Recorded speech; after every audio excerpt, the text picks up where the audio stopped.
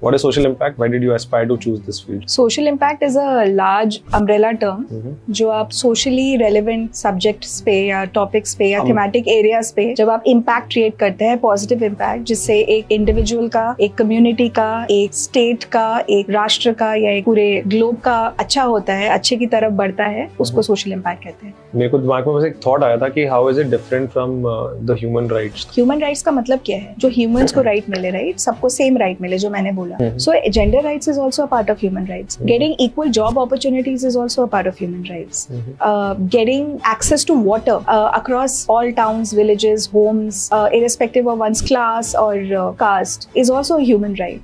Government policies बनाती है, नीतियाँ बनाती है, और वो schemes जब launch होती है तो बहुत लोगों को पता नहीं होता कि वो scheme launch है। Government बहुत काम करता है उसको promote करने के लिए, उसको आगे लेके जाने के लिए, पर जिनको वो actually जानी चाहिए उनको पता नहीं होता। एक औरत एक उद्योग शुरू करना चाहती है, एक बिजनेस शुरू करना चाहती है, तो गवर्नमेंट उनको काफी छूट देती है, काफी चीजों पे, टैक्सेशन पे या बहुत सारी चीजों पे। तो इसको हम मेजर कैसे करते हैं? और इसके अंदर जैसे कि आप बता रहे हैं कि एक एनजीओ लगता है, सरकार लगती है, संस्थान है, वो लगते हैं अलग अलग टाइप के, और मतलब because it's a complete team work. और जैसे कि फॉर एग्जांपल आपने खुद बताया था कि ओवरलैप्स होता है काफी सारे चीजों को लेके, तो ultimately who is the main driver for this entire initiative? उसको ड्राइव कौन करता है? सो बहुत सही प्रश्न पूछा। मेरे हिसाब से तो ये सब मिलके ही ड्राइव करते हैं। सो एक रोहिणी नीलकनी जी की एक किताब है जिसका नाम है समाज, सरकार और बाजार। समाज इज सोसाइटी, सरकार इज गवर्नमेंट एंड बाजार इज द इकोसिस्टम। तो ये तीनों का ही बहुत महत्वपूर्ण रोल है to make anything work.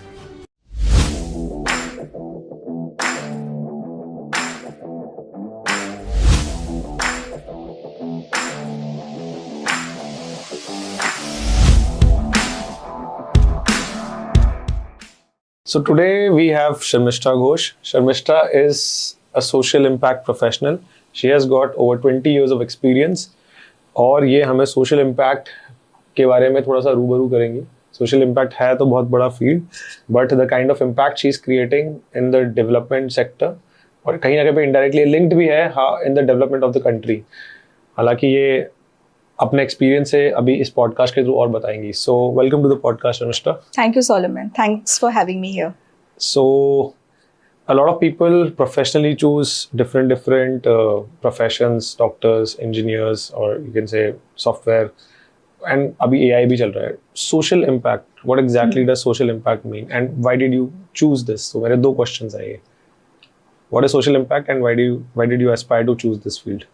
Social impact is a large umbrella term जो आप socially relevant subjects पे या topics पे या thematic areas पे जब आप impact create करते हैं, positive impact, जिससे एक individual का, एक community का, एक state का, एक राष्ट्र का या एक पूरे globe का अच्छा होता है, अच्छे की तरफ बढ़ता है, उसको social impact कहते हैं। तो एक large umbrella term है social impact, जिसमें बहुत thematic areas आ सकते हैं, बहुत इश्यूज आ सकते हैं, जैसे क्लाइमेट चेंज हम सबको पता है, हेल्थ, पब्लिक हेल्थ, बाकी जो इश्यूज हैं जैसे लाइवलीहुड हो गया, एम्प्लॉयबिलिटी हो गई, जो लाइवलीहुड ही कहा जाता है उसको, या जेंडर बेस्ड राइट्स हो गए, तो ये सब, या ह्यूमन राइट्स इन पर्टिकुलर, चाहे वो किसी भी चीज के बारे में हो, ह्यूमन राइट्स हो गए, ये सब सोशल इम्पैक्ट के अंडर आता है। जो मैं काम करती हूँ वो शून्य से भी कम है, मैं बोलूंगी, पूरे क्षेत्र में सोशल इम्पैक्ट का। तो मतलब not even drop in the ocean. बहुत ऐसे ल्यूमिनरीज हैं जिन्होंने इतने मतलब सदियों से इतना काम किया है, starting with you know people who fought for the freedom of the country to what people are doing today. I mean इतना कुछ सीखने को है इस सेक्टर में और इतना काम हो रहा है कि मैं जो कर रही हूँ वो, जैसे मैंने बोला, शून्य से भी कम है। बट हाँ, क्योंकि आपने मुझे इन्वाइट किया है तो मैं थोड़ा और बताना चाहूँ। आप एक थोड़ा सिंपल सा एग्जांपल बता सकते हो, बिकॉज़ आपने स्पेक्ट्रम तो बहुत सारा कवर किया, but just for the audience जो कि एक बहुत सिंपल तरीके से समझना चाहते हैं कि एक छोटा सा एरिया ही पकड़ लेते हैं कि सोशल इम्पैक्ट किस तरीके से। तो मैं आपको एक छोटा सा उदाहरण दूंगी, मैं आपको एक जेंडर का उदाहरण दूंगी। जो हमारी समझ है जेंडर को, वो बहुत एक मेल एंड फीमेल की होती है, बट वो काफी अब जागरूकता फैल रही है, वो काफी चेंज हुआ है। तो अगर हम social impact, gender equality and equity में फोकस करें, एक तो है कि पुरुष और स्त्री को सेम, सही मायने में सेम यू नो राइट्स मिले, सेम अपॉर्चुनिटीज मिले, उनको मतलब किसी में भी कोई भेदभाव नहीं होना चाहिए। एंड इसमें बहुत सारे और भी सबसेट्स होते हैं, जैसे चाहे वो अर्बन इंडिया हो गया, रूरल इंडिया हो गया, या अलग कास्ट हो गई, कि across all caste, across all religions, across all segments there should not be any discrimination. And then why just men and women, why not the entire gender spectrum? So the entire spectrum of LGBTQI+. सो ये बहुत evolve हो रहा है. आज जो मैं बोल रही हूँ वो कल शायद उसका कोई मायने नहीं रहेगा, या मेरी नॉलेज शायद नहीं सफाइस करेगी. तो ये इवॉल्व होता रहता है. चाहे जैसे फॉर एग्जांपल अगर हम डाइवर्सिटी एंड इंक्लूजन के बारे में बात करें, पहले जब हम डाइवर्सिटी एंड इंक्लूजन के बारे में बात करते थे सिर्फ हम महिलाओं के राइट्स के बारे में बात करते थे, जो बहुत ही ज़रूरी है. पर आज जब हम राइट्स के बारे में बात करते हैं, हम बात करते हैं पीपल विद डिसेबिलिटी की, हम बात करते हैं LGBTQI+ कम्युनिटी की, और भी बहुत सारे जो पूरी रेल्म ऑफ अंडरस्टैंडिंग है ये बहुत जल्दी इवॉल्व हो रही है. सो सोशल इम्पैक्ट ये है कि जो सोशली रेलेवेंट इश्यूज़ को हम कैसे इम्पैक्ट करें ताकि हर इंसान एक बेहतर ज़िंदगी जी सके, एक बेहतर अपॉर्चुनिटी पा सके, यही है. और ये हमेशा इवॉल्व होता रहेगा. और हमारे देश में तो इतना अपॉर्चुनिटी है चीज़ें चेंज करने का. सो बहुत काम है, बहुत काम पड़ा है. तो मेरे को एक छोटा सा, जैसे कि आप बता रहे थे कि जब आप जेंडर्स की बात कर रहे थे कि मेल एंड फीमेल और कोई भेदभाव नहीं है, कोई डिस्क्रिमिनेशन होना नहीं चाहिए, मेरे को दिमाग में बस एक थॉट आया था कि how is it different from the human rights. थोड़ा सा मेरे को नहीं, तो ये भी एक ह्यूमन राइट्स का ही पार्ट है. ह्यूमन राइट्स का मतलब क्या है? जो ह्यूमंस को राइट मिले, राइट, सबको सेम राइट मिले, जो मैंने बोला. So gender rights is also a part of human rights. Getting equal job opportunities is also a part of human rights. Getting access to water across all towns, villages, homes, irrespective of one's class or caste, is also a human right. So accessibility to everything that a human being truly deserves or a being truly deserves is human rights. So ये government of so which ministry के अंदर ये fall करता है? Social impact? Social impact इतना broad term है, जैसे मैंने बोला, तो अलग ministry अलग चीज़ों पे main focus होता है. बट फॉर एग्जाम्पल जेंडर जो हो गया ना, बहुत कॉमन हो गया है बहुत सारी मिनिस्ट्रीज में. Ministry of health and family welfare में भी जेंडर पे फोकस है, स्किल डेवलपमेंट में भी जेंडर पे फोकस है, क्लाइमेट में भी फोकस है. So in these nodal ministries also there are special committees. Now there is a lot of focus on gender if you just talk about gender. So intersectionality जो आजकल बहुत important role play करती है. Ministry of जो public health है वो आता है ministry of health and family welfare के अंदर. Then there is a Ministry of Skill Development and Employment. But yes, I mean that's just a thought or a narrative that we have been discussing. So अलग issues के लिए अलग ministry है. Government policies बनाती है, नीतियाँ बनाती हैं. और वो schemes जब launch होती है तो बहुत लोगों को पता नहीं होता कि वो scheme launch हुई है. Government बहुत काम करता है उसको promote करने के लिए, उसको आगे लेके जाने के लिए, पर जिनको वो actually जानी चाहिए उनको पता नहीं होता. मैं आपको एग्जांपल दूंगी कि ऐसे बहुत सारी पॉलिसीज़ हैं जो गवर्नमेंट देती हैं उन लोगों को जिनकी सिंगल डॉटर्स हैं, और उस नीति के द्वारा आपको कुछ स्पेशल राइट्स मिलते हैं, आपको कुछ पैसे मिलते हैं जो ज़रूरी है, पर लोगों को पता ही नहीं है. उनको पता नहीं है जिनको शायद ज़्यादा ज़रूरत है जानने की. तो आप कैसे पहुँचाएंगे? तो मीडिया उसमें बहुत इंपॉर्टेंट काम करती है. मीडिया के द्वारा, community radios, television, radio in general, newspaper के द्वारा आप बहुत आगे तक पहुंचा सकते हैं. पर कौन पहुंचाएगा इनको? कौन लेके जाएगा? तो सिविल सोसाइटी ऑर्गेनाइजेशंस, जिनको हम NGO भी कहते हैं, ऑफकोर्स सिविल सोसाइटी बहुत काम करती हैं कम्युनिटीज़ के साथ, उनको बताने में कि आप ये नीति का इस्तेमाल कर सकते हो. आप एक कोई एग्जाम्पल एक्सप्लेन कर सकते हैं? फॉर एग्जाम्पल हमारे देश में अगर एक औरत एक उद्योग शुरू करना चाहती है, एक बिजनेस शुरू करना चाहती है, तो गवर्नमेंट उनको काफ़ी वो देती है, मतलब छूट देती है काफ़ी चीज़ों पे, टैक्सेशन पे. अगर मैं कल को अपना एक बिजनेस छोटा शुरू करना चाहती हूँ, मुझे पता भी नहीं होगा. फॉर एग्जाम्पल क्योंकि आपने पूछा, अगर मैं अपना एक एक्सपोर्ट का बिजनेस शुरू करना चाहती हूँ, गवर्नमेंट काफ़ी इनकरेज करता है विमेन एक्सपोर्टर्स को. पर एक्सपोर्टर्स अगर आप सोचो तो आपको ज़्यादातर उसमें मर्द ही दिखेंगे. कितनी पूंजी के साथ एक वुमन स्टार्ट कर सकती है? कुछ भी, 5 रुपए से लेके अब तो इतने सारे विमेन एक्सेलरेटर प्रोग्राम्स हो गए हैं. गवर्नमेंट का तो है ही programmes. Beyond the government also there are so many philanthropic organisations which have women accelerator programmes. और एक्सेलरेटर प्रोग्राम्स तो मैं उसमें अप्लाई करके फंड्स ले सकती हूँ. So coming back to the example that I was giving you, so if I am a woman exporter, so जैसे for example अगर मैं जर्मनी में जाके अपना एक एग्जीबिशन करना चाहती हूँ अपने प्रोडक्ट्स का, तो मेरी जो रिम्बर्स हो जाएगी मेरी फ्लाइट, फ्लाइट कॉस्ट बहुत ज़्यादा होती है यहाँ से जर्मनी जाने की, यहाँ से किसी और कंट्री में जाने की, पर गवर्नमेंट में फ्लाइट जब आऊँगी वो रिम्बर्स कर देंगी। ऐसे ही मेरे बहुत सारे टैक्स स्लैब्स भी माफ़ है, मेरा बहुत सारा टैक्स भी माफ़ है। तो बहुत सारी गवर्नमेंट की मतलब ऐसी नीतियाँ हैं जिसके बारे में आप और हमको ही नहीं पता, जो शहरों में रहते हैं, जो न्यूज़पेपर्स भी पढ़ते हैं, जो टेलीविज़न भी देखते हैं। तो हम कैसे एक्सपेक्ट कर सकते हैं जो लोग नहीं देखते हैं या जिनके पास एक्सेस नहीं है उनको पता हो। तो ये जो सरकार की जो स्कीम्स वगैरह जो आते हैं जिस तरीके से, बिकॉज ये वाली चीज़ें हमें तो पता नहीं है, जैसे आप खुद ही बता रही कि ज़्यादातर इन नीतियों के बारे में हमारे आम जनता को पता नहीं है।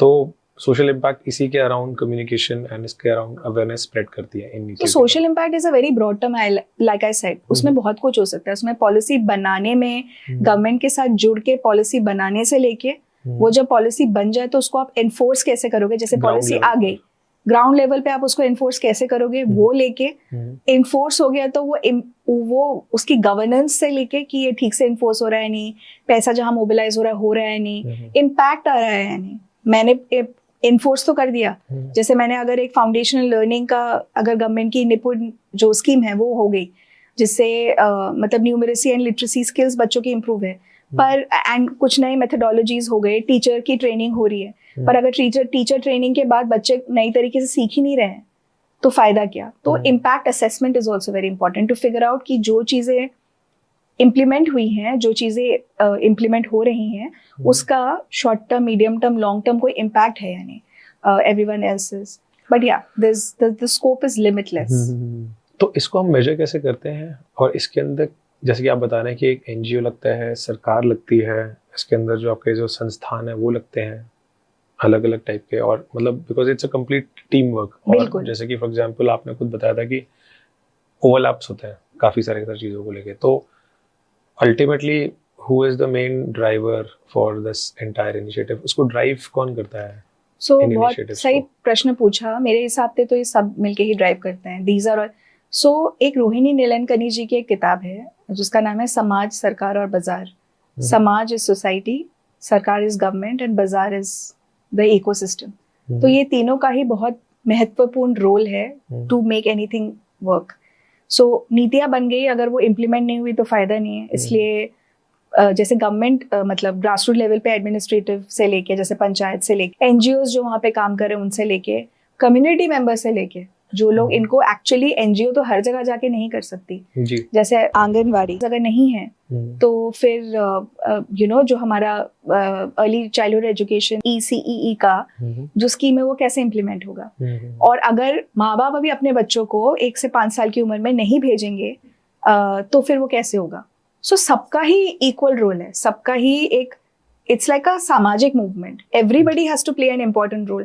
And what I forgot to mention is foundations. एक तो होता है NGOs जो implement करती हैं, जो आप जैसे एक प्रोग्राम है से फॉर एग्जांपल फाउंडेशनल लर्निंग का, मैंने वो इम्प्लीमेंट कर रही हूँ, मैं रूम टू रीड हूँ और ऐसी ही कोई अच्छी बड़ी संस्था हूँ, मैं उसको इम्प्लीमेंट कर रही हूँ डिस्ट्रिक्ट्स में, विलेजेस में। What big foundations can do, जैसे हम बात कर रहे थे कि CSR फंड के थ्रू या अपनी खुद की फाउंडेशंस के थ्रू, ये गवर्नमेंट के साथ पार्टनर करके इंडिविजुअली भी some of these programmes are being funded by them. Government को अप्रोच कैसे करें, बिकॉज गवर्नमेंट खुद एक क्लोज्ड, बिकॉज जैसे कि फॉर एग्जांपल लेट्स से एक औरत को जो कि एक रूरल विलेज से बिलोंग करती है, उनको अपनी एक छोटी सी पूंजी के साथ अपना खुद का एक बिजनेस स्टार्ट करना है। लेट्स से एक पिकल का बिजनेस स्टार्ट करना है, वो अपना पिकल का बिजनेस कैसे स्टार्ट करे, बिकॉज लेट्स से उनके हस्बैंड जो है वो काम नहीं करते या उनके किसी एक्सीडेंट की वजह से वो विकलांग हो गए, उनको अपने बच्चों को भी पढ़ाना है, और क्योंकि उन्होंने थोड़ा बहुत यहाँ वहाँ काम करके उन्होंने थोड़ा सा पूंजी बनाया, अगर वो अपना एक पिकल का बिजनेस स्टार्ट कर सकती है, what will be the best way to for her to start. पर गवर्नमेंट की स्कीम्स को समझना बहुत जरूरी है। बैंक से भी काफी टाइम आपको इन्फॉर्मेशन मिल जाती है, आप अपने पंचायत ऑफिस जाकर इंफॉर्मेशन ला सकते हैं इस बारे में। या अगर आप फॉर एग्जांपल बहुत ऑर्गेनाइजेशंस हैं जो सिर्फ फॉर एग्जांपल महिलाओं के साथ काम करते हैं, जैसे एक बहुत बड़ी ऑर्गेनाइजेशन है उसका नाम है सेवा, SEWA सेवा। They do some brilliant work around women entrepreneurship. So ये क्या करते हैं, ये जितने भी मतलब they just create a conducive environment for women to start working. चाहे उनको समझाना कि आप अपने लिए मार्केट प्लेस कैसे बना सकते हो, उससे पहले फाइनेंशियल लिटरेसी देना, बहुत ज़रूरी है। अगर मुझे पता ही नहीं है कि अचार मैं जब बनाऊंगी उसको मेरा रॉ मटेरियल कितना लगेगा और मैं कितने में बेचूंगी, मेरा डिस्ट्रीब्यूशनशिप क्या होगा और मैं कितना कमाऊंगी, उसमें से मैं कितना सेव करूंगी, कितना मैं प्लाउ बैक करूंगी back to the business, if I don't have that understanding as an individual, I will find it difficult. So while we understand this world is very difficult for women, लड़कियों के लिए पुरुष प्रधान समाज वैसे भी बहुत मुश्किल है इसमें थ्राइव करना। Plus if you are in a setting which is not conducive, जैसे आप अगर रूरल इंडिया में, इवन अर्बन इंडिया में ऐसी बात नहीं है, सामाजिक तौर से बहुत आज भी हमको लगता है, पर आज भी it's not easy for a women. तो अगर आप बैंक जाकर समझ सकते हैं, आप इंटरनेट के द्वारा NGOs का पता लगा सकते हैं। There in villages there is something called self help groups, they have outstanding micro lending capacity. So self help groups क्या करते हैं, ये पैसा जमा करते हैं and then they can lend you. So they are like a nice, and a lot of these self help groups also, you know, as women they come together, usually women ही होते हैं, they come together and they create something. भी आप create कर सकते हैं, फिर आप उसको sell करते हैं, या आपको पता है कि पैसे कैसे बचाने हैं as a community of women, उसको कैसे lend करना है, उसको कैसे वापस लेना है और मेरे फंड बढ़ते रहेंगे। सो ऐसे बहुत सारे मॉडल्स हैं, एक मॉडल नहीं है, और मैं शायद आपको पूरा एक करेक्ट पिक्चर दे भी नहीं पाऊंगी और गलत भी होगा मेरे लिए देना, पर बैरियर्स बहुत है, पर ऐसा नहीं है कि अपॉर्चुनिटीज़ नहीं है, अपॉर्चुनिटीज़ हैं, वो थोड़ी निकालनी पड़ेगी। आप इंटरनेट के द्वारा या कुछ टोल फ्री नंबर्स होते हैं उनके द्वारा, या बैंक जाके अलग अलग जगहों से आप इंफॉर्मेशन ले सकते हैं।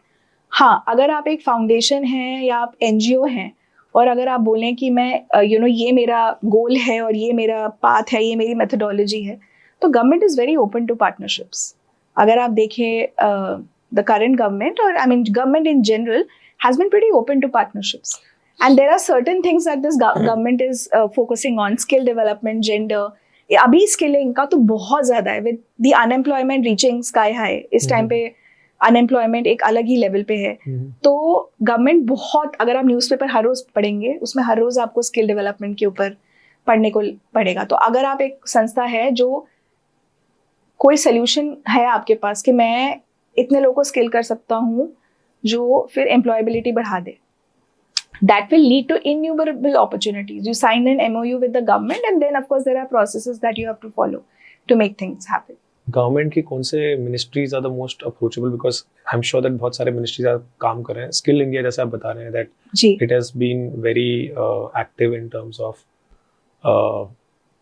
Of employment. जैसे कि फॉर एग्जांपल आप बोलो न्यूज़पेपर्स के अंदर ज़्यादातर अपने इश्तिहार वगैरह देते हैं, आ जाता है, जैसे जनधन योजना, अगर आप न्यूज़पेपर के थ्रू, या आपने मतलब हम सबने सुना होगा, या ऐसे ही कोई लाडली स्कीम या ये सब यूजुअली न्यूज़पेपर में ही ज़्यादा आता है। टारगेट ऑडियंस कौन है जो ये जो न्यूज़पेपर में आते हैं, जो इनको कौन, मतलब what is the age group जो ये वाले जिनको ये टारगेट करते हैं, व्हिच एज ग्रुप? तो बहुत सही प्रश्न पूछा। वैसे तो ये जनरल मासेस के लिए है, पर अगर मेरे को जनधन योजना स्कीम को यूटिलाइज करना है तो शायद मैं उनका TG हूँ नहीं। जैसे अगर एक इंडियन एक्सप्रेस जैसा अखबार अगर जनधन योजना पे एक बड़ा ऐड देता है, मैं ऐसी ही बात बोल रही हूँ, तो जिन लोगों को जनधन योजना एक्सेस करना है शायद वो लोग नहीं है, बिहेवियर चेंज है, या जो हमें एक्चुअल चेंज बदलाव लाना है, चाहे वो गांव में हो या डिस्ट्रिक्ट्स में हो, वो तो फिर आपको फिर उसकी तो कम्युनिकेशन मीडियम में अलग है, फिर आपको रेडियो के थ्रू, ग्राम पंचायत के थ्रू, वो साइकिल में, या आपके जो सिनेमा दिखाते हैं वो अलग है। That's called behaviour change communication. That's another theory. I mean people are still learning, but then there we have several examples जिससे एटीट्यूड बिहेवियर चेंज हुआ। जैसे हमारी कंट्री में पोलियो आप देख लीजिए, एक टाइम पे पोलियो एक बहुत बड़ी समस्या थी हमारी कंट्री में, और कैसे गवर्नमेंट ने एक प्रॉपर बिहेवियर चेंज कैंपेन 10 साल से ऊपर चलाया, ज़्यादा ही लंबा चलाया, और वो कैसे जो माता पिता हैं वो अपने बच्चों को, बहुत सिंपल था कि आप अपने बच्चे को पोलियो की दवा, इसको ड्राइव कैसे करा था? I think there is a very interesting story about this campaign. See, there were 2-3 aspects of the case study. Of course, government launched this very important program and then they had a very strong surveillance system. एक है कि आप programme launch कर रहे हो, पर मैं जा भी रही हूँ यानी दिवाली खाने वो कौन देख रहा है? तो गवर्नमेंट का जो सर्वेलेंस सिस्टम था ना, सर्वेलेंस मतलब मॉनिटरिंग सिस्टम, कि इस घर से ये नहीं गया या वहाँ से वो नहीं गया, वो बहुत स्ट्रांग था। तो फिर वो मतलब आशा वर्कर्स या बाकियों के थ्रू, आंगनवाड़ी के थ्रू पुश करते थे फैमिलीज को जाके कि आप जाइए. Community mobilisation was very strong for the polio campaign. And also Amitabh Bachchan played a very important role. I think that individual, the kind of role that he has played in the entire polio eradication program is phenomenal. Can you please elaborate? So he as an actor, as an influencer, when he spoke, media में बहुत खर्च किया इसके ऊपर. मतलब बहुत, जब आप रेडियो टीवी में बार बार ये मैसेज देते हो, हर 10 मिनट में एक एड चलती है कि अपने बच्चों को 2 बूंद जिंदगी के, that small catch line was very simple for people to understand. Okay, it's not rocket science. 2 बूंद है, मुझे अपने बच्चे को देना है ताकि उनको पोलियो ना हो. वो जो उन्होंने एज एन इन्फ्लुएंसर प्ले किया, ये बहुत बड़ा एक वो रोल मॉडल रहे हैं पूरे साउथ एशिया में एंड बियॉन्ड. मतलब मुझे भी जितनी भी थोड़ी बहुत नॉलेज है, मुझे बस इतना पता है कि गवर्नमेंट का बहुत सीरियस फोकस था कि हमको हटाना है, हमें हटाना है, पोलियो खत्म करना है. वर्ल्ड में हमने कमिटमेंट करी है, हमको हटाना है. दूसरा ये था, हम मीडिया, मास मीडिया के थ्रू बहुत प्रचार करेंगे. हमने कम्युनिटी पे मोबिलाइज किया and Amitabh Bachchan played a very important. I think he was in his middle age that time. He was already like an elderly gentleman. हाँ, तो उनका कुछ इस तरीके से था that पहले जब कैंपेन चलाया था, जो मेरे को भी सुनने में आया था, उड़ते उड़ते मेरे पास भी आया था, that इनिशियली जब करा था तो फिर कैंपेन उतना सक्सेसफुल नहीं हुआ था when Amitabh Bachchan did, because he did it in a very soft tone.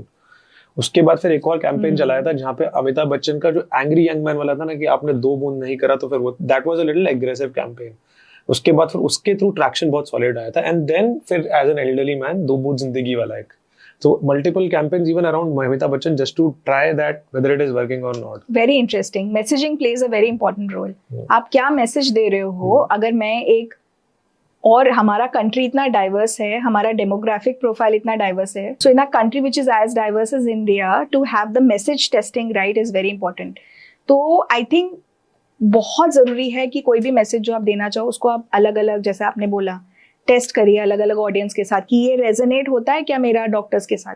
क्योंकि मेरे सर्कल ऑफ इन्फ्लुएंस में कौन है, मैं जहाँ पर मैं मतलब जिस हॉस्पिटल में, संस्थान में इंस्टीट्यूशनल डिलीवरी हो रही है, माँ बच्चा दे रही है, वहाँ से लेके फिर मेरी मदर इन लॉ या मेरी फैमिली, फिर वहाँ से लेके स्कूल, तो चलो बात की बात है, वो तो बाद में आता है, मेरी सहेलियाँ जो मेरे साथ मेरे कम्युनिटी में है, फिर आशा वर्कर्स जो मेरे घर आके मेरा हीमोग्लोबिन चेक करती हैं या मेरा सब चेक करती हैं.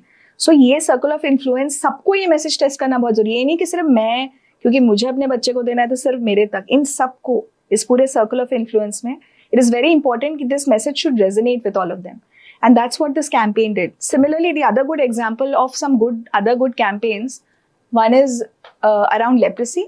लेप्रेसी भी एक बहुत बड़ी कुष्ठ रोग जो है, एक बहुत बड़ी, lack of a better word, एक प्रॉब्लम मानी जाती थी हमारे देश में. इनफैक्ट जिन लोगों को कुष्ठ रोग होता था उनको बहुत ही डिस्क्रिमिनेशन के साथ, इनफैक्ट बहुत ही खराब है कि एक लेप्रेसी कॉलोनियाँ बनती गई कि उनको हम मतलब जिनको लेप्रेसी है वो हमारे साथ नहीं रहते. तो आज भी लेप्रेसी कॉलोनी में जनरेशंस, जिनको लेप्रेसी शायद 2 जनरेशन पहले था, उनकी फैमिलीज अभी भी रहती हैं वहीं पे लेप्रेसी कॉलोनीज में. इतना हमने उनको सोसाइटी से अलग कर दिया.